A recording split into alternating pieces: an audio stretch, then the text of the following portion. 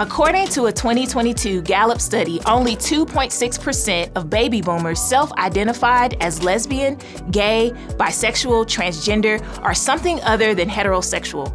But for Gen Z, in other words, for teens and young adults between the ages of 11 and 26, that number was 20.8%. Many online communities today encourage young men and women to explore and experiment with their gender and sexuality.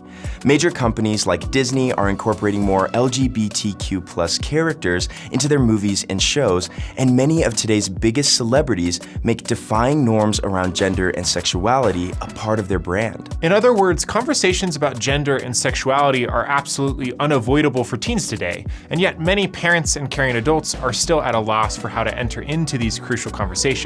That's where we come in.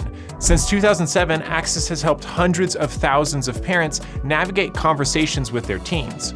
We're partnering with Jude 3 Project to create a resource called How to Talk with Gen Z About Gender and Sexuality. The Jude 3 Project exists to help the Christian community know what they believe and why they believe it, particularly those of African descent in the U.S. and abroad. In this resource, our goal is to equip parents and other caring adults to have compassionate, courageous, and biblically based conversations about gender and sexuality with the next generation. We cover definitions of important terminology, including the LGBTQQIAAP acronym. We discuss verses and examples from the Bible that frame the purpose of sex and a biblical sexual ethic.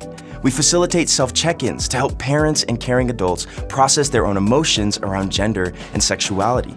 And finally, we offer research-backed advice for how and when to approach conversations about gender and sexuality in your household. Conversations about gender and sexuality aren't easy, but they don't have to be impossible.